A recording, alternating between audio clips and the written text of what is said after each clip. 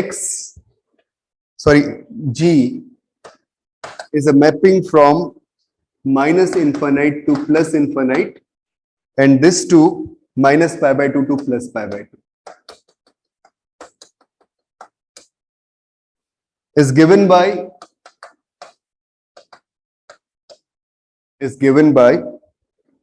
gu. This is equal to 2 into tan inverse e to the power u, this minus pi by 2, then g is first option, even and is strictly increasing.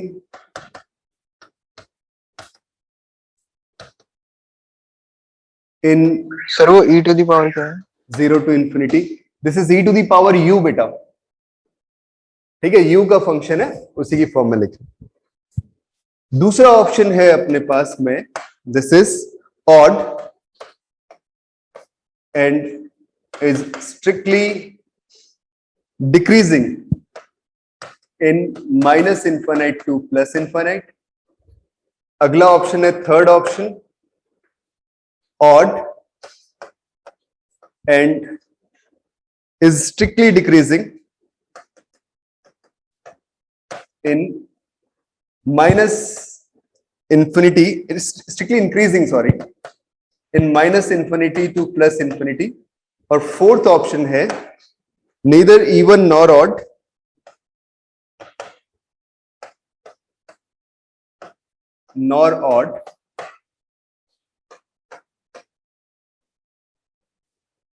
but is strictly increasing in minus infinity to infinity.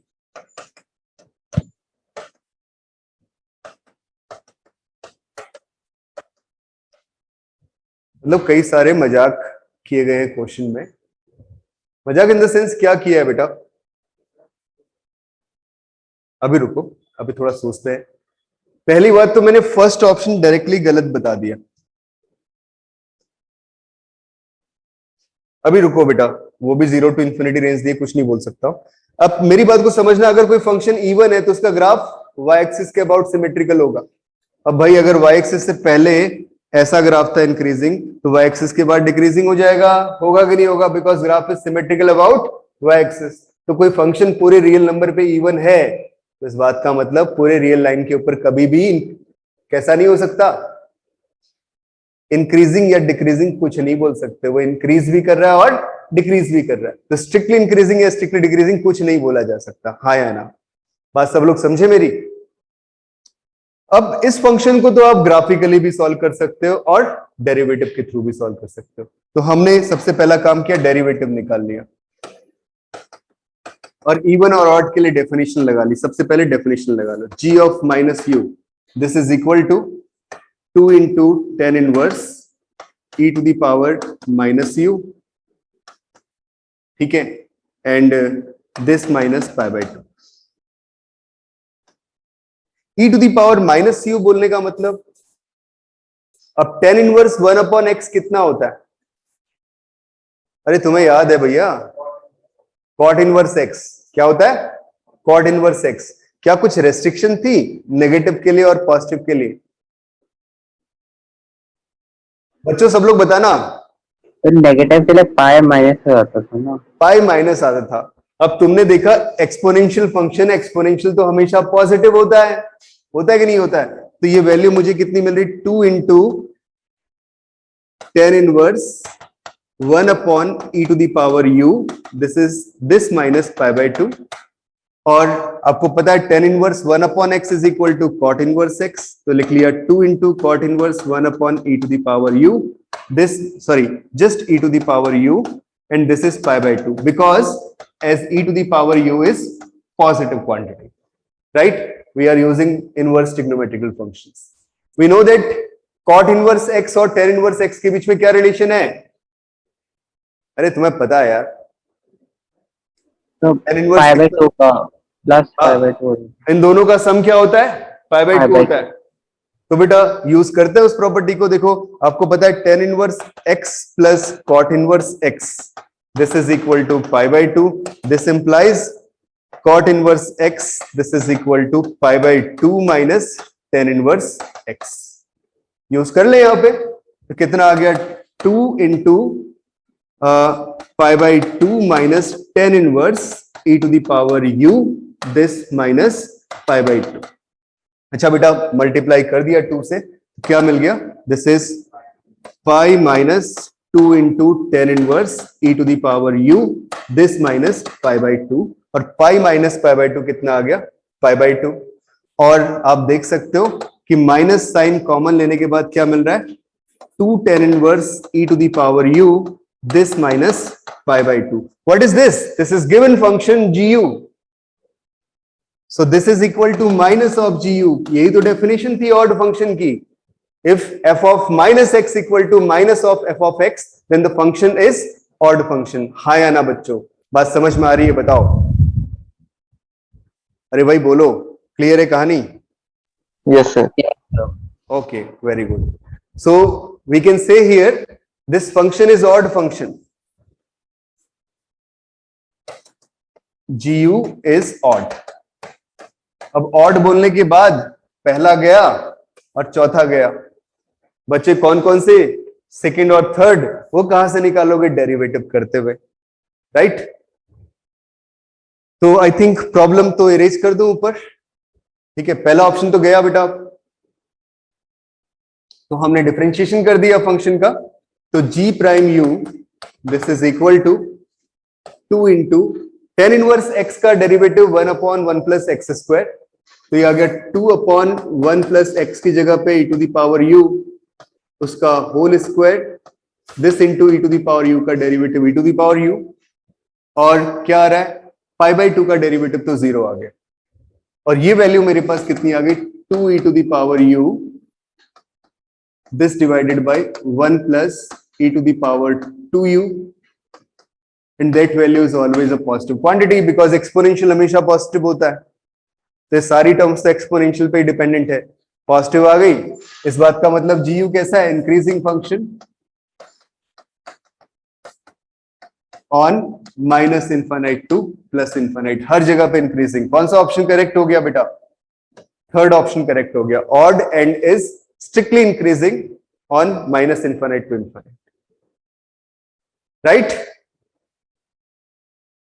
Sir आप एक बार और समझा दोगे ऊपर मतलब क्या कैसे चीज बेटा? इंक्रीजिंग और डिक्रीजिंग फाइंड किया? कहां पे, कौन से स्टेप पे बेटा? सर ऊपर वाला जो सबसे ऊपर वाला मैंने बेटा gu का डेरिवेटिव किया। gu कितना था? 2 into ten inverse e to the power u। तो 2 इंटू टेन इनवर्स का derivative 1 upon 1 plus x square, तो कितना आ गया? 1 upon 1 plus e to the power u का होल स्क्वायर, ठीक है? प्लस इंटू कितना आ गया? E to the power u। किसका डेरिवेटिव? चेन रूल है यार, तो e to the power u का भी डेरिवेटिव करना पड़ेगा, है ना? और जो कंप्लीट वैल्यू आ रही है एक्सपोनेंशियल फंक्शन पे डिपेंडेंट है, और वो हमेशा कैसा होता है? पॉजिटिव होता है। So this complete value is positive, तो डेरिवेटिव पॉजिटिव, इस बात का मतलब फंक्शन कैसा हो गया? इंक्रीजिंग हो गया। इंक्रीजिंग। और स्ट्रिक्टली इंक्रीजिंग हुआ बिकॉज डेरिवेटिव स्ट्रिक्टली पॉजिटिव है। ग्रेटर देन और इक्वल टू 0 होता तो क्या बोलते? Just increasing. बात सब लोग समझ रहे होंगे बेटा, हर एक बात का अपना मीनिंग है। तो आप प्रॉब्लम करते हुए ना आपने यहां पे छोड़ दिया, और इसके बाद तुम्हारे दिमाग में आ रहा होगा सर इसके बाद तो कुछ कर नहीं सकते। बट आप देखो, आपको पढ़ाया हुआ इनवर्स ट्रिग्नोमेट्रिकल फंक्शंस। मैंने तुमसे बोला था आईटीएफ बहुत ज्यादा इंपॉर्टेंट है और उसका यूज हर एक चैप्टर में होना है। तो आपने पीछे भी देखा डेरिवेटिव्स में, आप यहां भी देख रहे हो एओडी में, तो जगह जगह यूज हो रहा है। टेंजेंट नॉर्मल में भी हमने क्वेश्चंस किए थे, तो उसमें भी आईटीएफ यूज हो रहा था। तो आपको उसकी बहुत प्रैक्टिस करनी है। तो जिसका ट्रिगो वीक है उसके लिए परेशानी होगी, बट इतना पढ़ा दिया तो आई थिंक आपका ट्रिगो भी ठीक ठाक हो चुका होगा, है ना? चलो बच्चों, फिर थोड़ा सा आगे बढ़ते हैं। ये क्वेश्चन मैं अपनी तरफ से दे रहा हूं आपको, दैट इज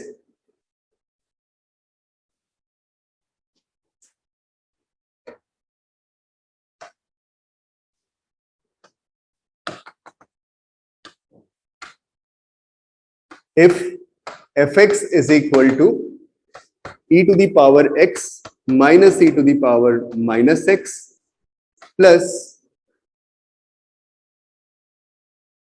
cos u, ठीक है, that value cos x, where x is belongs to set of real numbers. Then first option, fx is strictly increasing on r. Second option, fx is strictly decreasing on r. Third option, fx is 1 on r. Fourth option, fx is neither increasing nor decreasing on r. So which of the following option is correct?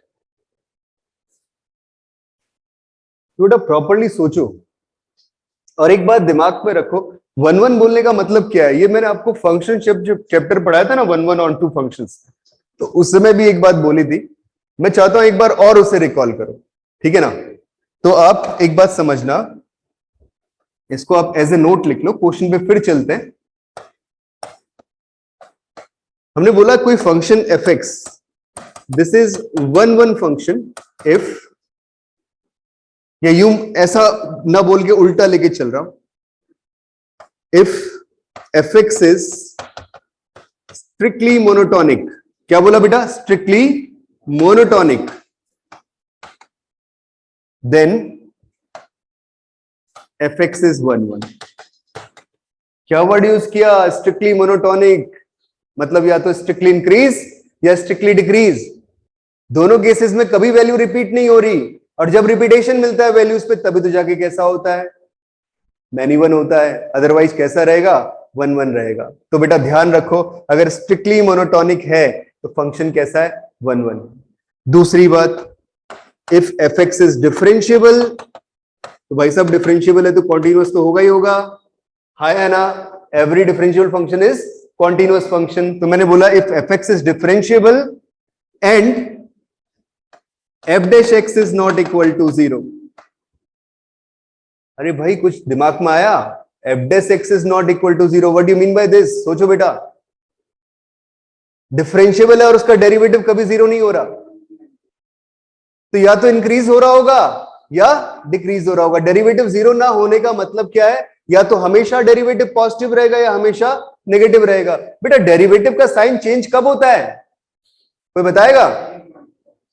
हाँ, जब आपके पास critical point आता है उसके बाद derivative का sign change होता है। क्रिटिकल पॉइंट से पहले डिक्रीजिंग, क्रिटिकल पॉइंट के बाद इंक्रीजिंग, तो आप क्या बोलते हो? मिनिमा मिल रहा है।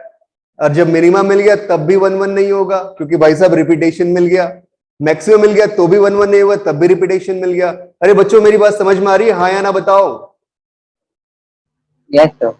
ओके, तो हमने क्या बोला? Very good. तो हमने क्या बोला? If fx is differentiable function and its derivative is not equal to 0, differentiable है और उसका डेरिवेटिव कभी 0 नहीं हो रहा, तो क्या बोलोगे? Then fx is 1 function.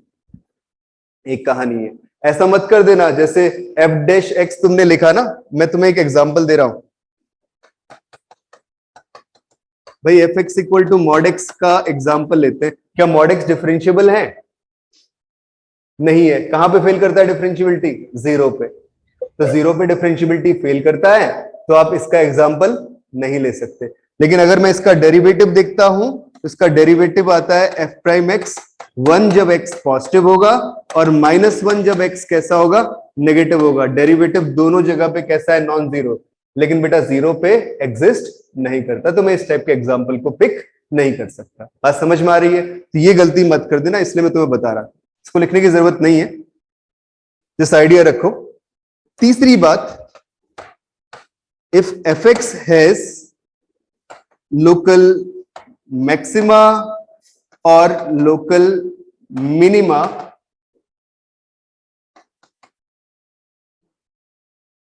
Eight x equal to x naught या x equal to t1 which belongs to open interval a to b। Open interval, close नहीं बोला, क्या बोला है? Open interval a to b।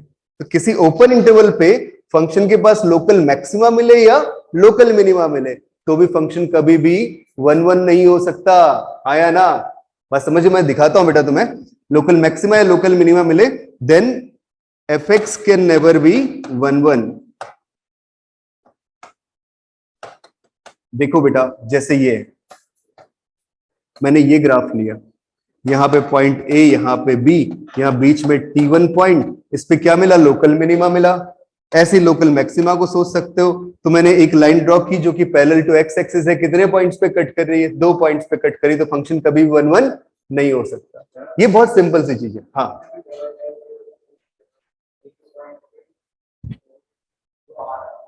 हाँ, T2 पॉइंट पे derivative 0 आ रहा था बेटा, उसके लिए मैं कुछ नहीं कह रहा, मैंने तो यहाँ पे सफिशिएंट कंडीशन ही दी है, नेसेसरी कंडीशन दी है। हाँ बेटा सुनो, देखो, अगर किसी पॉइंट पे डेरिवेटिव 0 हो जाता है और फंक्शन इंक्रीजिंग होता है, तब मैंने कुछ नहीं कहा। मैं सिर्फ कब कह रहा हूं बेटा? मैं तब कह रहा हूं अगर फंक्शन डिफरेंशिएबल है और उसका डेरिवेटिव हमेशा नॉन जीरो आ रहा है, तो मैं श्योर हूं कि फंक्शन हमेशा वन वन होगा। रिमेनिंग केसेस के लिए मैं कुछ नहीं कह रहा हूं, वहां वन वन हो भी सकता है और नहीं भी हो सकता। उल्टा नहीं बोला, अगर फंक्शन वन वन है तो जरूरी नहीं कि उसका डेरिवेटिव जीरो, उसका डेरिवेटिव जीरो भी हो सकता है किसी पर्टिकुलर पॉइंट पे। ये चीज आप सोच लो। अब चलते हैं क्वेश्चन पे। तो ये वन वन का रिजल्ट आ गया, अब दिमाग में रहेगा आप लोगों के। आई थिंक सबको समझ में आया। तो प्रॉब्लम पे चलो बेटा, क्या करें? सबसे पहले फंक्शन का डिफरेंशिएशन कर देते हैं। क्या नीचे वाला पोर्शन इरेज कर दो? सबने नोट कर लिया? बच्चों बताना। Yes sir. Okay, yes sir. Okay.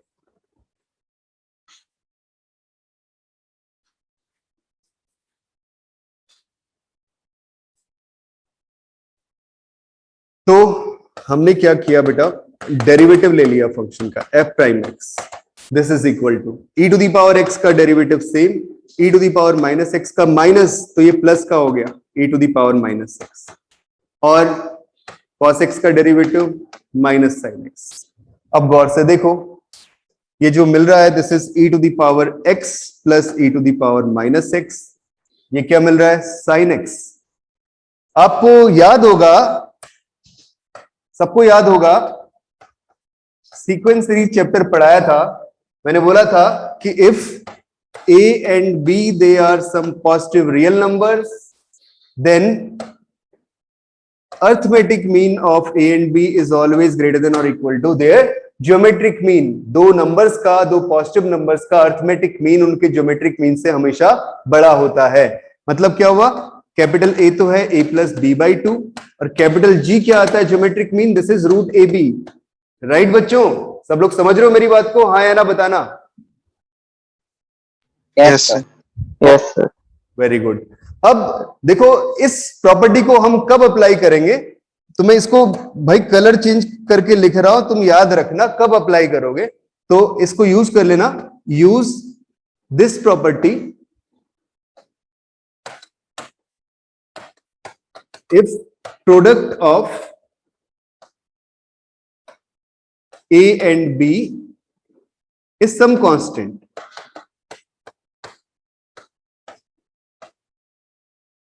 अगर A और B का प्रोडक्ट कोई कांस्टेंट आता है, तब हम इस प्रॉपर्टी को इस्तेमाल करेंगे। तो आप देखना बेटा क्या हो रहा है, f dash x e to the power x plus e to the power minus x minus sine x आ रहा है। तो अगर मैं इन दो नंबर्स को देखता हूं, किस किस को, e to the power x और e to the power minus x, दोनों कैसे? पॉजिटिव। हाँ या ना? एक्सपोनेंशियल कैसा होता है? पॉजिटिव। और इन दोनों का प्रोडक्ट क्या आ रहा है? अरे भाई दोनों एक दूसरे के रेसिप्रोकल है, एक e to the power x, दूसरा e to the power minus x. Product कितना? 1। कैसा? कांस्टेंट। तो जब भी कांस्टेंट आए कौन सी प्रॉपर्टी यूज करोगे? am इज ग्रेटर देन और इक्वल टू gm। तो कई बार क्या होता है ना, एग्जाम में लोग परेशान रहते हैं, यार ये पता नहीं कैसे बीच बीच में आके am इज ग्रेटर देन और इक्वल टू gm लगा देता है। कब लगाना है? जब प्रोडक्ट कांस्टेंट आए। तो हमेशा दिमाग में बना के रखो, ठीक है। तो यहां दो नंबर्स देखे कौन कौन से, e to the power x plus e to the power minus x. इन दोनों का अर्थमेटिक मीन इन दोनों के ज्योमेट्रिक मीन से बड़ा होगा या इक्वल होगा। राइट। प्रोडक्ट तो बेटा 1 आ गया। तो यहां से पता क्या चला कि e to the power x plus e to the power minus x हमेशा कैसा होगा? ग्रेटर देन और इक्वल टू 2 होगा। हाँ या ना? बताओ बच्चों। अरे यार बोलो, सब लोग समझ रहे हो? Yes, sir. ओके। और दूसरी बात, जो दूसरा फंक्शन है साइन एक्स, अरे उसकी वैल्यू कहां से कहां तक लाई करती है? -1 से 1 के बीच में लाई करती है। तो एक नंबर पहले वाला 2 या 2 से बड़ा है, दूसरा नंबर अपनी मैक्सिमम वैल्यू 1 ले सकता है, तो इन दोनों का डिफरेंस कैसा आएगा? पॉजिटिव आएगा ना। ये तो 2 से बड़ा है और ये मैक्सिमम 1 जा सकता है, तो इसमें से इस नंबर को सब्ट्रैक्ट करता हो तो वैल्यू कैसी? पॉजिटिव। आई कि नहीं आई? हाँ या ना? सो दिस इंप्लाइज, यहां पे लिख लेते हैं, that F prime x is positive. Positive का मतलब F x is increasing, increasing, strictly increasing. कौन सा ऑप्शन करेक्ट हो गया? पहला। और साथ साथ कौन सा? तीसरा। अगर फंक्शन स्ट्रिक्टली इंक्रीजिंग हो या स्ट्रिक्टली डिक्रीजिंग हो, मैंने बोला स्ट्रिक्टली मोनोटोनिक हो, तो हमेशा कैसा होता है? 1 1 होता है।